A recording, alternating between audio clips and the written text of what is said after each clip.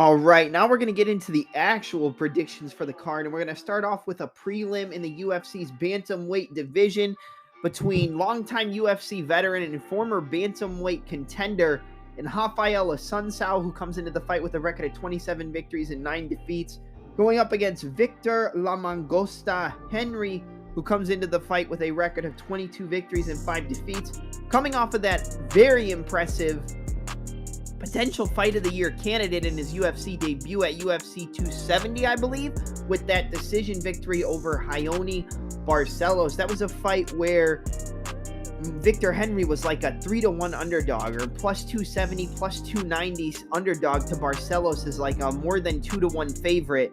And, you know, Henry was able to shut him down. It was a great fight. Barcelos had his moments, but Victor Henry won that fight. And I picked Victor Henry to beat Raoni Barcelos. Again, I don't like to toot my own horn all the time. That's not really my thing. But if you go back and listen to the UFC 270 predictions, I did pick Victor Henry to win that fight via decision over Barcelos. I think I was one of the only ones. I'm definitely not the only one, because that would be virtually impossible to be the only one on the planet to pick Victor Henry. But I would say I'm one of the very few who sided with Henry in that fight. His overall experience, I knew that movement, the constant stance switching, his cardio, the ability to push the pace for Victor Henry is really a weapon. His cardio is a weapon, and when you're able to weaponize cardio in fighting, in combat sports, that can be one of the biggest weapons. It's bigger than power, because with no cardio, the power fades. It's bigger than speed, because with no cardio, speed is going to fade as well. The best weapon you can have is a really strong fight IQ and very solid cardio. And if you have that, and you're also a technical striker who has good technique on the feet, good technique on the grappling, and you're a well-rounded fighter, that cardio means just so much more. But I think cardio is one of the biggest weapons you can have in MMA. And he's trained under Josh Barnett. He's worked with Josh Barnett for a long time. That was the mentor of Josh Barnett is his mentor. That's Josh Barnett's protege. And, you know, he's been on a roll in MMA. I mean, 22-5 overall, that UFC debut win over, Raoni Barcelos, which making your UFC debut against Raoni Barcelos, that's a very, very tough test. You could see how high the UFC matchmakers were on Victor Henry. And I don't think a lot of people knew Victor Henry before he came into the UFC, but he's a former Ryzen champion, I believe. He was a former champion in Dream. He's been around the block, man, and the guy has wins over a lot of solid competition. And the way he was able to perform in his UFC debut, yeah, Barcelos caught him a few times. He hurt him a few times in the fight, never dropped him. I think that Victor Henry probably hurt Barcelos more than, the other way around. And I think Victor Henry's ability, his cardio, his calmness, and just his ability to flow on the feet, his constant stance switches, his beautiful straight punches, his combinations, getting into the clinch and being able to work up against the cage, strike off the break, strike into clinch exchanges. He's really just a solid, well-rounded fighter, but it's his ability to flow between strikes, flow in the combinations, that really just sets him apart from people. And I think it's going to set him apart from a lot of guys in this bantamweight division. He's a very tall guy, not super tall, but he's got a long frame for 135 pounds, 5'7" compared to 5'5" for Assunção. Assunção's on a 5-fight losing skid, I believe. But those losses, came to some very high-level competition. I mean, he just recently lost to Ricky Simón in his last fight. Simón just beat Jack Shore, who was previously undefeated. He lost to Cody Garbrandt with that vicious knockout at UFC 250. He lost to Marlon Moraes in the rematch.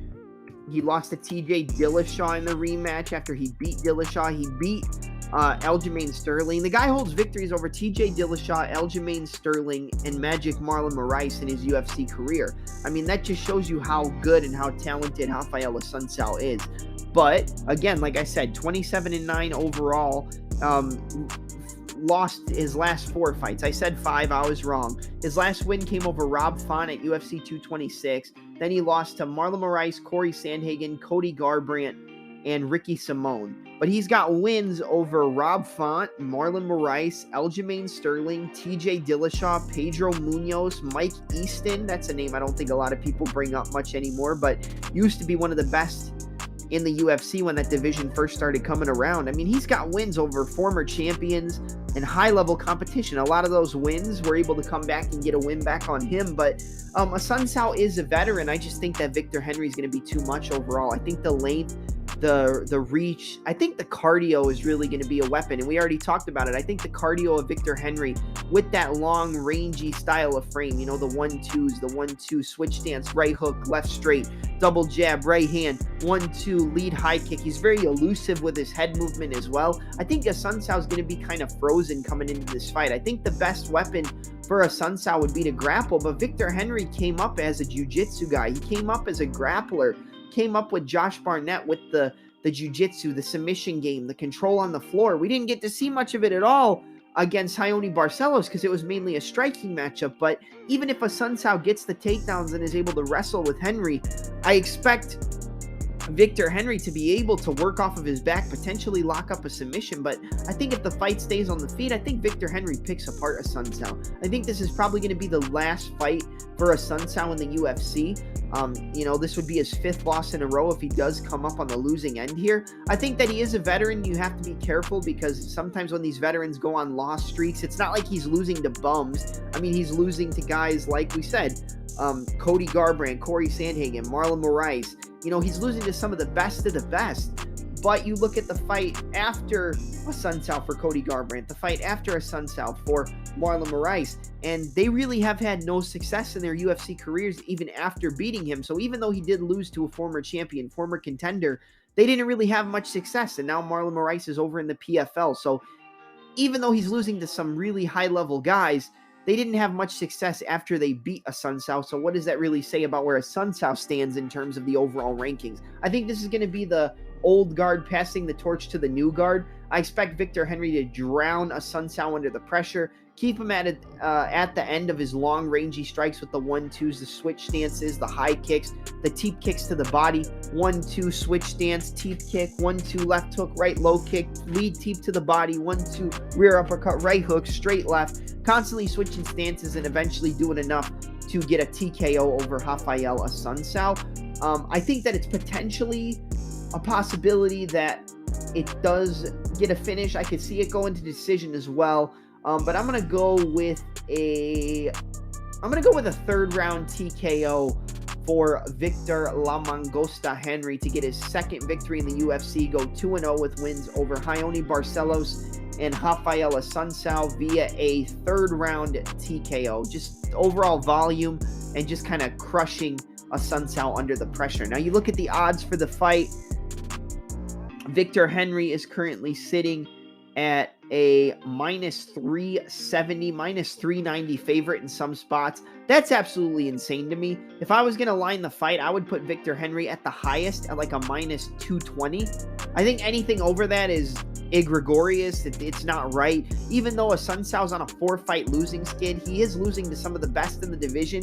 He is losing to some of the top guys in the sport. So I would never align Victor Henry at that high of a favorite. I think Henry's a solid parlay play for this weekend, 100%. But playing Henry straight up would just be a stupid idea in my opinion. But I like Henry as a parlay piece. I would say you could play fight goes the distance or like over 2.5 rounds. But due to the lack of durability we've seen from Assunção recently in his UFC career, I think that it is potentially... there is potential for Victor Henry to get a finish, which is what I predicted, but I could easily see it go into the scorecard. So playing a finish / decision, you know, either side is kind of risky because I could see either thing happening. So I would say that Victor Henry as a parlay piece is going to be your best play for this fight. But I am going to go with Victor La Mangosta Henry to get a 3rd round TKO over Rafael Assunção. All right, and now we move to the fight in the UFC's flyweight division between top 5 ranked contenders, with the number 4 ranked Askar Bullet Askarov, who comes into the fight with a record of 14 victories, 1 defeat, and 1 draw. The 1 lone loss coming in his last fight against Kai Don't Blink Kara France, in a fight where a lot of people believed that Askarov was going to be able to get the decision or a submission, but Kai was able to stuff the takedowns and outstrike him on the feet over the 15-minute bout. And then he's going up against the number 5 ranked Brandon Raw Dog Royval, who comes into the fight with a record of 14 victories and 6 defeats. I'm surprised this isn't the co-main event. 100% honesty and transparency here. This should be the co-main event for the card, but you can't change it, and I'm kind of surprised that it isn't. But looking at the fight overall, I think that this fight is pretty risky if you're playing it from a betting perspective, and I'll tell you why. The more well-rounded fighter is going to be Askar Askarov. Like, Askar Askarov is the more well-rounded fighter, 100%. He's the more decorated grappler. You can see that just from the fight with Alexandre Pantoja. Brandon Royval fought Pantoja as well. He hurt him on the feet. He stunned him a bunch of times, but the minute it hit the mat, Royval was rolling around trying to go for X-guard, trying to work Ashigarami, trying to scoot his butt out, and eventually gave up his back and got submitted. He got finished by Pantoja, got submitted, and that was it. Askarov he got caught in submission attempts from Pantoja, but he survived. He took him down multiple times, controlled him on the mat, wasn't afraid to exchange in the grappling exchanges with Pantoja, who's probably the most dangerous submission guy in that 125-pound division. And a lot of people regard Pantoja to be one of the best flyweights in the world, but Askarov was able to win a pretty clear-cut decision. Almost got caught in some submission attempts, but wasn't afraid to move forward and impose his will. He has a very, very solid jab. That's probably his best strike on the feet, because a lot of the weapons from Askarov's game come in the grappling exchanges, the takedowns, the single legs, the double legs, changing of direction on one takedown attempt, dragging you back in the body lock, pushing you forward to get the weight on your hands and your knees, and then dragging you back the other way, changing direction to get the takedowns, changing from body locks to doubles to singles, changing the single leg, using the crackdown, getting the head on the outside single, head on the outside double leg, transitioning back to the body lock, looking and working. I was saying two words at the same time. Looking to get the body lock, looking to get the hooks in, looking to set up submissions as well. But the better wrestler here is 100% Askar Askarov. I would say the more danger on the feet is going to come from Royval. Now, you look at Royval, he's got a 14-6 professional MMA record. People are going to look at that and probably disregard his chances in this fight. But he is much, much, much more dangerous on the feet in the striking regard than Askar Askarov. If there's a finish in this fight, I would more than likely put my money on the fact that it's going to be from Raw Dog. It's going to be from Brandon Royval, because he throws caution to the wind. This guy is a fighter's fighter. He's a southpaw. He's going to be looking to go over the jab with the right hook, the straight left, double jab, right hook, straight left. He's going to be looking to time Askarov's takedown attempts with knees up the middle. Look for him to use that knee up the middle, like he caught Kai Kara-France with, like he caught multiple people with in his career. He's going to be looking to jump on the neck. He's going to be looking to work the X-guard. He's going to be looking to work the Ashigarami. He's going to be looking to set up submission attempts. If you get him on the ground, he's going to be constantly looking to change position, work his way back up to the feet, look for submissions, look to lock you in the rubber guard, look to go for the go-go plata, look to go for an omoplata, look to take your back, look to go for an armbar, look to lock up the guillotine choke like he did on Matt Schnell. The only thing is that Brandon Royval's defense on the feet and his defense in the jiu-jitsu regard, it worries me a little bit in this fight. I think that his recklessness, the thing that makes him such a fan favorite, is the thing that's going to cost him against Askar Askarov. He's a very talented fighter. He's dangerous. He's probably, in my opinion, one of the most dangerous flyweights in the division, because he can finish you on the floor. He can land some heavy strikes on the feet and hurt you. He submitted Kai Kara-France. He hurt him on the feet with a spinning elbow after Kai landed an overhand right when Royval tried to land a kick to the body. And as he got back up and he was stumbling, he landed a spinning back elbow right on the chin of Kai Kara-France. And then he jumped as Kai Kara-France jumped on him. He almost locked up a go-go plata, and then he was able to get to the neck and get a submission after he landed a knee on the feet up against the cage.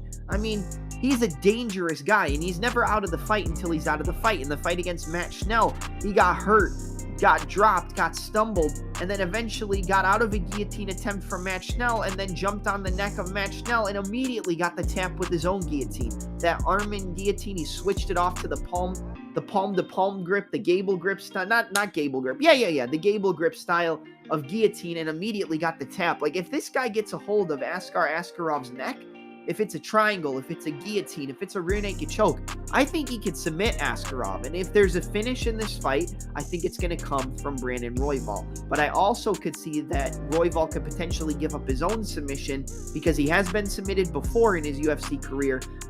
He could potentially get submitted from Askarov. But I think Askarov's jab, his ability to keep the fight at range on the feet and just impose his grappling. You know, we've seen Royval get in trouble on the mat because he's so reckless with his ability to try to get back up to the feet.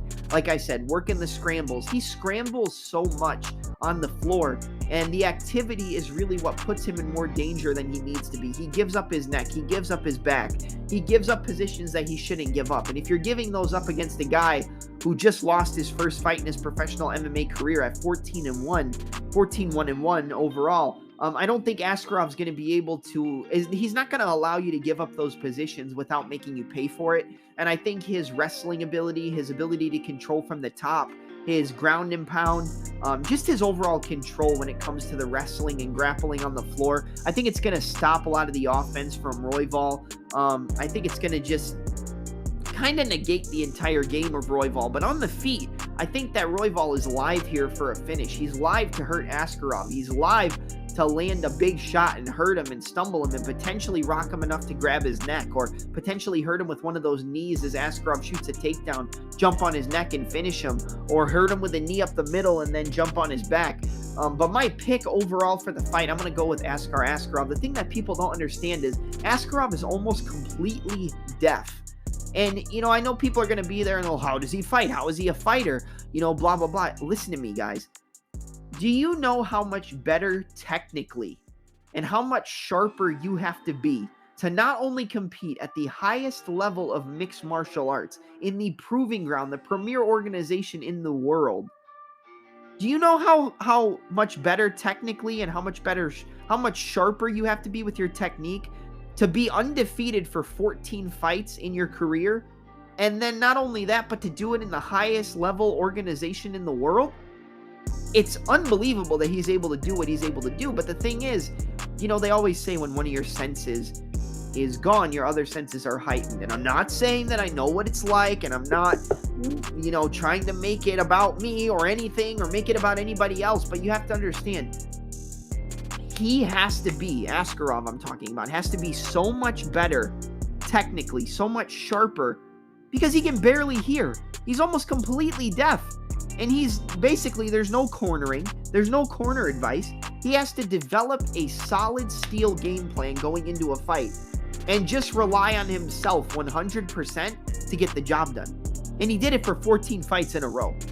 That is special. And Askarov is a special athlete and a special flyweight. I think he's going to be able to dominate Royval in the wrestling exchanges. I think he's going to be able to keep him at a distance on the feet, get a bunch of takedowns, just control Royval for the entirety of the fight. I do not expect Askarov to get a finish. I think Royval could potentially give up his back, which he's going to give up his back in this fight. But I think he could leave himself open to a rear naked choke. If there is a finish from Askarov, I expect it to probably be a rear naked choke submission. But I'm going to go with the fact that I think it's going to be a 15-minute fight. And Askarov's going to go through some danger. I think that Royval will hurt him at one point, probably stumble him, wobble him, you know, catch him with one of those knees up the middle, catch him with a spinning elbow, catch him with that check hook to a left high kick. He's going to catch him. He's going to hurt him at one point. But I think Askarov's going to be able to weather the storm, and he's going to just be able to exploit the takedown defense and the lack of takedown defense from Royval because he's so eagerly anticipating going into the scrambles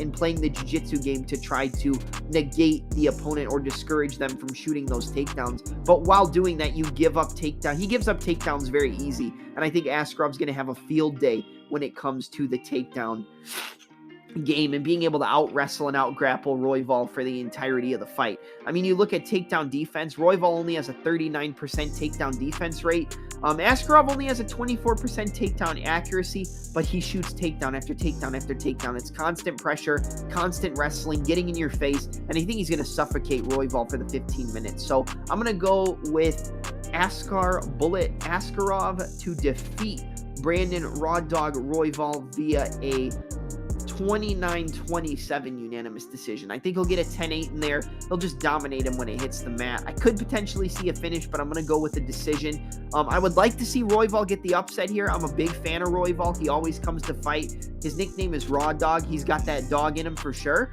But I got to side with Askarov here. So I'm going to go with the number 4 ranked Askarov to get back in the win column and defeat the number 5 ranked Brandon Royval via 29-27 unanimous decision. Askarov is currently sitting at a minus 240 favorite to a plus 200 dog on Royval. Like I said, I'm not mad at you for playing plus 200 on Brandon Royval, because I said if there is a finish, I expect that to come from the side of Royval more than I would from Askarov, but I do like Askarov this weekend as a parlay piece as well, just like I like Victor Henry. All right, up next, we've got the co-main event of the evening in the UFC's bantamweight division.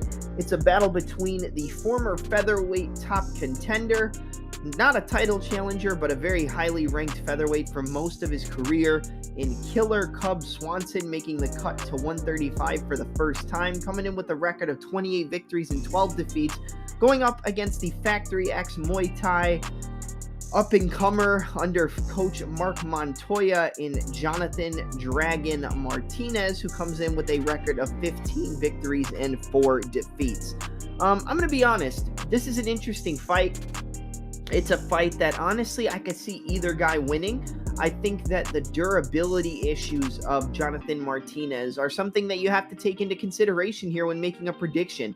You know, he seems to have trouble getting caught on the chin. Now, he doesn't get finished all the time, but we've seen him get dropped in a few of his fights. He just got dropped by Alejandro Perez in a fight that he was clearly dominating. He got dropped at the end of the first round, and then I think he got dropped another time in the fight, if my memory serves me correctly. He got knocked out against Davey Grant. Grant caught him with that switch stance, right hook to the body, left hook up top to the head, dropped him and knocked him out. He's been dropped in some other fights as well. I believe he's been dropped 4 times in his UFC career. He doesn't get finished all the time, but the chin is definitely a concern. And going up against a guy in Killer Cub Swanson, I think that was his nickname. I don't know if he still goes by that nickname, so if I'm wrong, you guys can correct me in the comment section or wherever you find it suitable to correct me. But Cub Swanson is a power puncher. He's a great boxer. He has a lot of power. He constantly, moves laterally. He's got a lot of lateral in and out movement, but he likes to switch stance with a lot of his combinations. He'll start out in orthodox, lean forward, giving you the illusion that he's closer than he is, and then he'll dart in with that switch stance straight left and follow up with a right hook. He'll go right hook, left straight, or right straight, left hook, switch stance, left straight, right hook. It's really just like 2 to 3 punch combos at the most for Cub Swanson, but everything that he throws is with speed and power.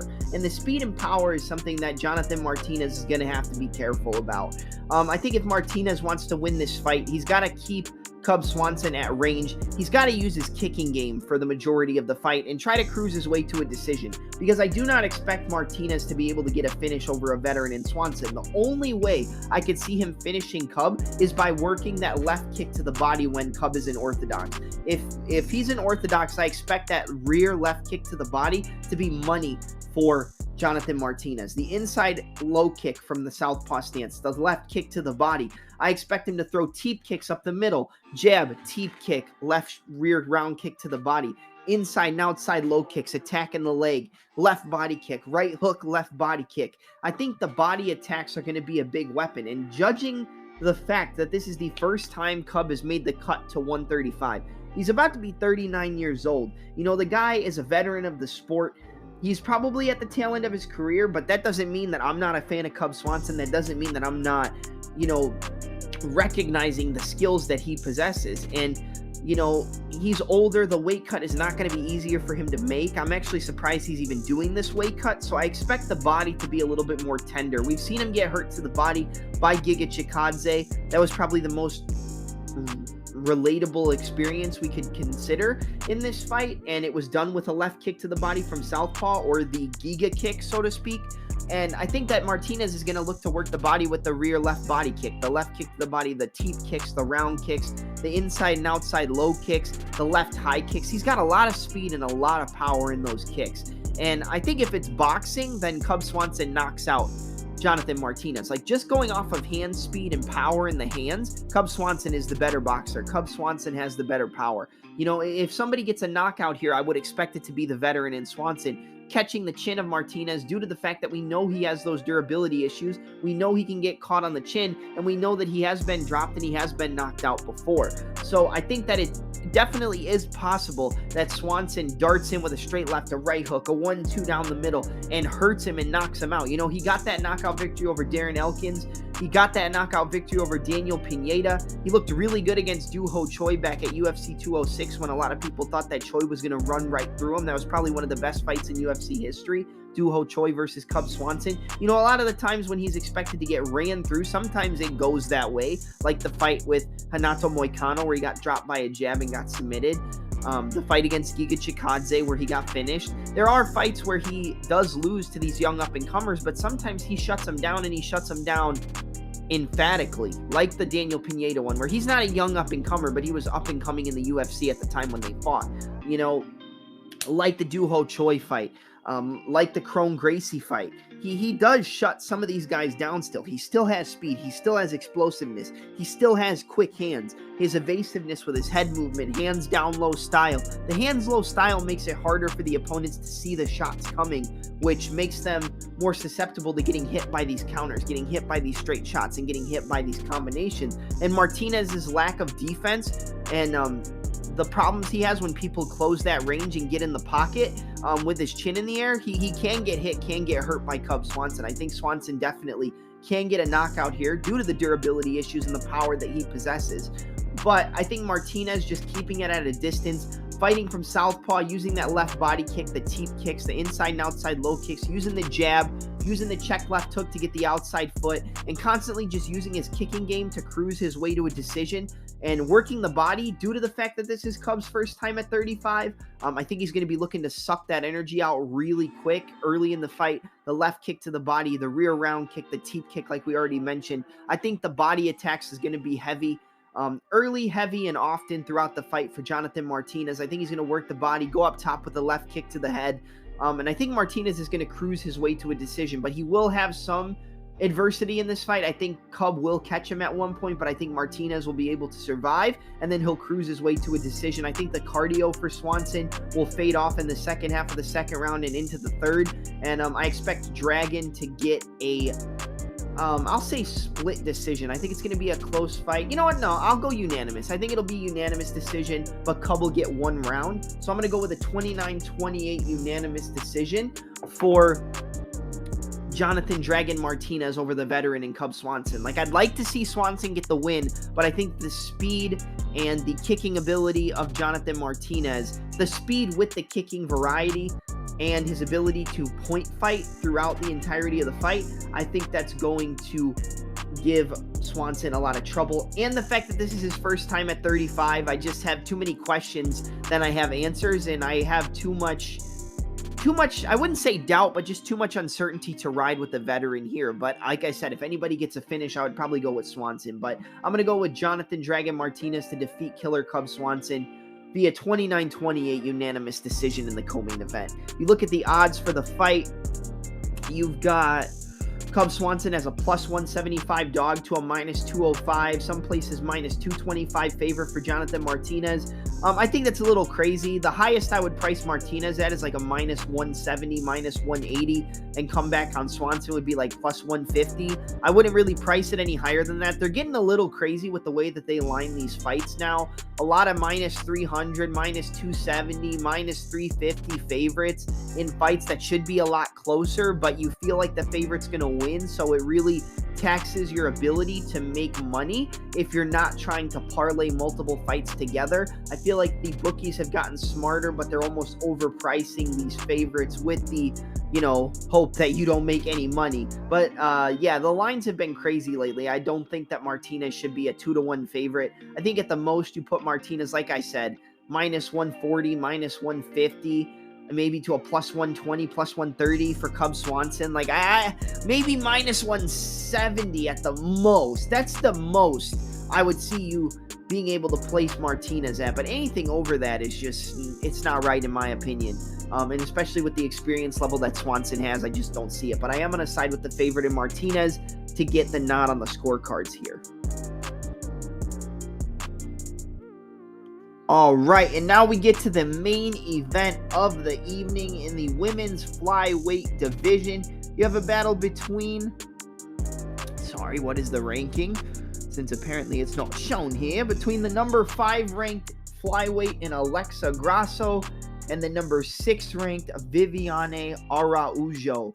Honestly, this is a pretty high-level fight, and I know that people are going to say, oh, we don't like women's main events. Royval versus Askarov should be the main event, and honestly, that is a good main event, but Araujo versus Alexa Grasso is a solid fight for this division.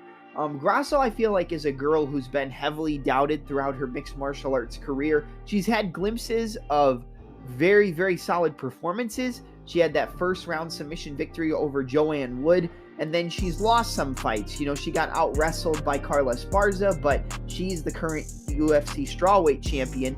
You know, allegedly or technically, she is the women's strawweight champion in one of the worst fights we've ever seen. But, you know, it is what it is. And Grasso, we had a competitive fight with her. She obviously got taken down. She got out-wrestled. She got out-grappled by Esparza. But in that third round, you know, Grasso was piecing her up. She was catching her with good combos. She was landing the jab. She was landing the left hook.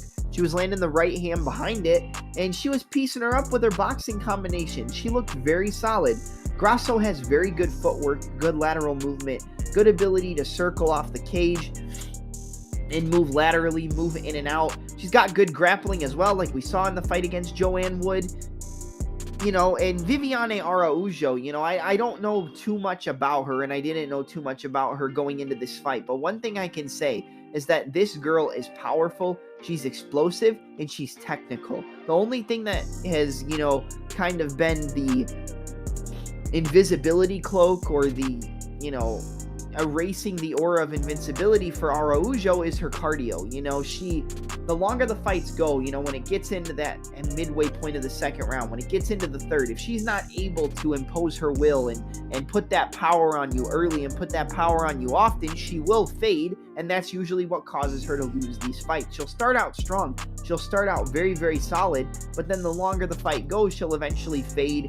And, you know, it's due to all the wrestling, all the grappling, her ability to control on the top. But the longer the fight goes, if the opponent can survive that, then they're able to come back and usually either, you know, just get a victory. You know, the longer the fight goes, that explosive, power-heavy, speed-based style of Araujo, which is very solid, you know, it always has its red flags. It always has its issues as well. For as good as it can also be, for as much of a saving grace as it can be, and it can also be a knife in your back at the same time. And that's kind of the style of Araujo. She's very explosive. She's very powerful. She has really solid grappling, good jiu-jitsu, very solid work from the back, ability to take the back and put the hooks in, look to set up submissions. You know, she was constantly attacking for arm triangles against Andre Ali, constantly looking for submissions, constantly looking to take her out. She's got good control from the top. Her best position, though, is getting on the back with the hooks in and trying to submit you or using the ground and pound. Good control from the back. Alexa Grasso is a very solid grappler as well, but she's more known for her boxing and her ability to use her lateral movement, her in and out style, the jab, the 1-1-2s, the 1-2-3s, the 2-3 round kick, 2-3 low kick, 1-2 left hook, right low kick, bop, bop, bop, bop, boom. She's kind of the power is definitely going to be on the side of Araujo is what I'm trying to say, but the volume, pace, and pressure is going to be on the side of Grasso. Now, Grasso has fought the better competition. She's fought some of the best girls in the sport. We'll look at her record right now.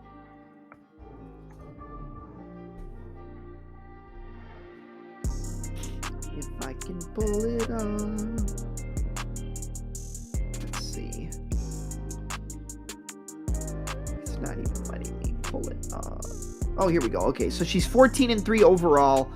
She's got 4 wins by KO, TKO, 1 by submission, and 9 by decision. Out of her 3 losses, 2 come by decision and 1 by submission. Her last 3 wins come over Ji Yeon Kim, Macy Barber, and Joanne Wood. The Wood was a first-round submission via rear naked choke. She lost to Carla Esparza via majority decision, but looked really solid in that 3rd round and really poured it on. She defeated Karolina Kowalkiewicz at UFC 238. Cejudo versus Moraes. She looked very, very good in that fight. Before that, she got submitted in the 1st round by Tatiana Suarez. Prior to that, she had a split decision victory over Randa Marcos. She lost a unanimous decision to Felice Herrig. And then prior to that, she had a UFC debut win over Heather Clark. But out of her UFC wins, her UFC record sits at, I believe, 6-3. And out of those 6 victories, only 1 by finish. Her losses, like I said, losses inside the UFC, she's only been submitted 1 time, and the other 2 losses were via decision. And out of her 3 losses, those all come inside the UFC. But Grasso's a talented fighter, man.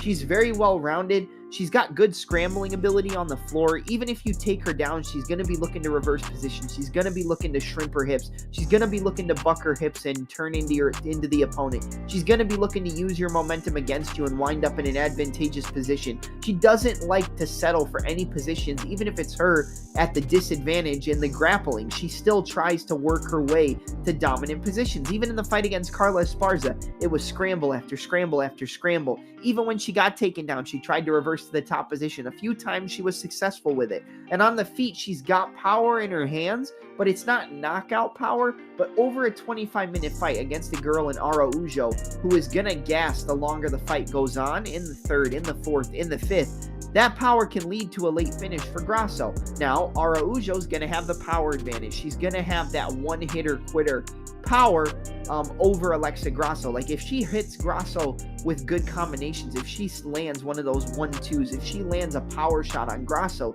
she can hurt her. She can also probably out-grapple her. I think that the scrambling ability is probably better from Grasso, but the positional control and ability to land damage or look to finish a fight from the ground is probably going to be on the side of Araujo. Now, you look at Viviane Araujo.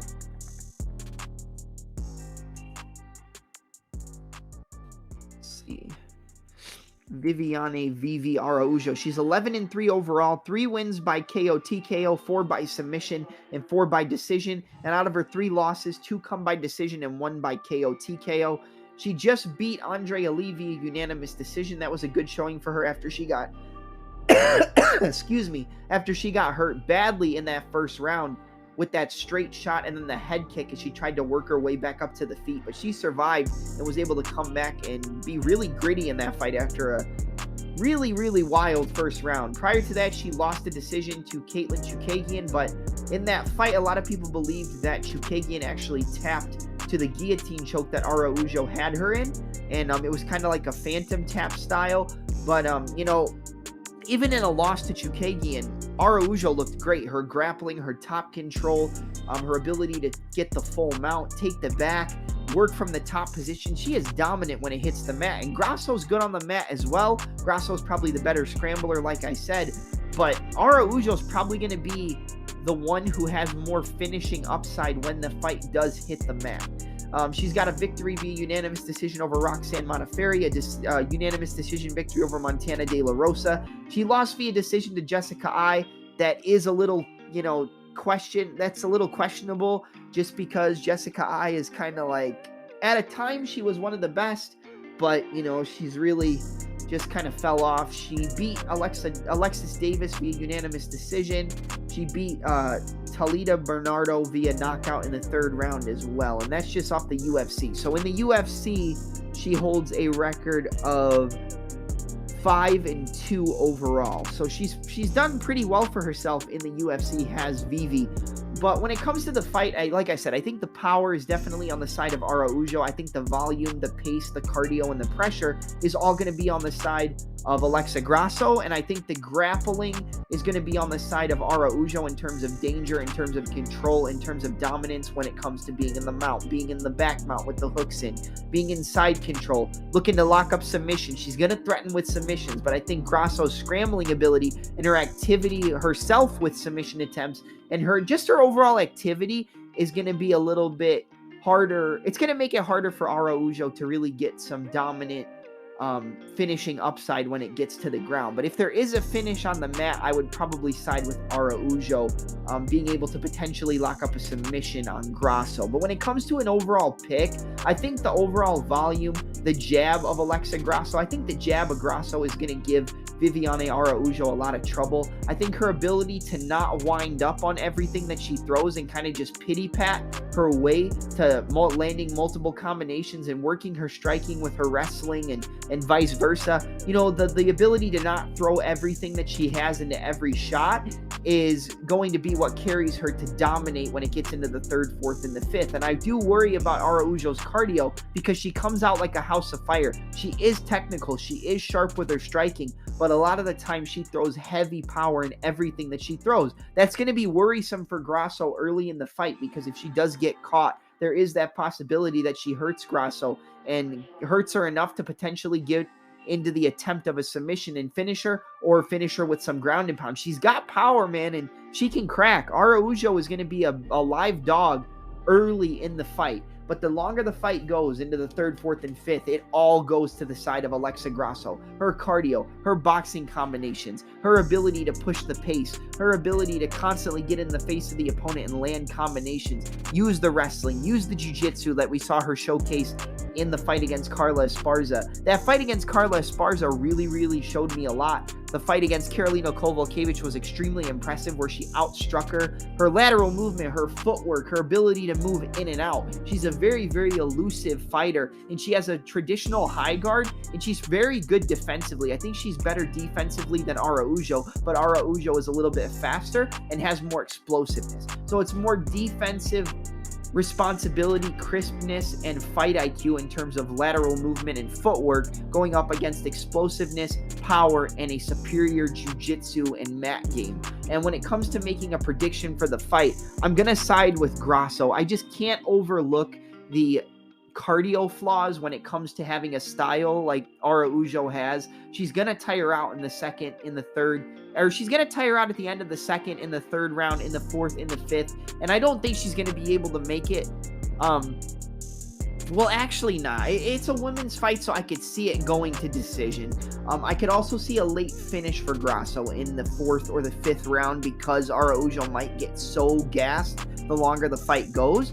But at the same time, Grasso hasn't had a 5-round fight either in the UFC. So can you really see how much better Grasso's cardio is in a 5-rounder? You can't really say that. So overall, I'm going to side with the number 5 ranked Alexa Grasso to defeat the number 6 ranked Vivi Araujo. I think she's going to be able to just pick her apart with the jab, avoid a lot of the heavy power shots. I think she will get caught at one point, probably get stunned early in the fight, but Grasso's a dog. She'll be able to survive. And I think she's going to be able to use that pace, use that cardio, use that boxing ability, her evasiveness on the feet to land combinations and really push Araujo in the championship rounds, in the third, fourth, and the fifth, and work her way to a dominant decision. It's going to be close for the first 2.5, 3, but after that third round, it's going to be all on the side of Alexa Grasso, in my opinion. She has the better cardio. She doesn't wind up on all her shots. She has more volume. She has more pressure. She uses her jab more effectively than Araujo, and I got to side with Grasso. So my pick is the number 5 ranked Alexa Grasso to improve to 15-3 and defeat Vivi Araujo via a 49-46 unanimous decision. I think she gets the nod on the scorecards. I like Grasso as a potential parlay piece this weekend, but she is a heavy favorite. She's sitting at minus 225, minus 230 in some spots, to plus 190, plus 180 in some spots for Araujo. I see a lot of people taking the dog here in Araujo, but the cardio holes and the fact that Araujo slows down, I don't think that Grasso is going to be finished by Araujo. I think there's definitely a possibility because of the power that she possesses, the speed, the power, and the explosiveness that we already talked about. But I don't necessarily see a finish from Araujo in that regard. And if there is no finish, I think that Grasso definitely takes over in the championship round. So I like Grasso as a parlay piece. You could potentially play fight goes to decision, but I think it's going to be probably like minus 260, minus 270, somewhere around there. You could potentially look to make some slight stabs at like a 4th or 5th round finish, depending on what the odds are for Alexa Grasso because of the cardio issues that Araujo has. But I'm going to go with Grasso. I'm going to go with Grasso by a decision, like I said, 49-46 unanimous decision. Close couple rounds in the beginning, but taken over in the 3rd, 4th, and the 5th.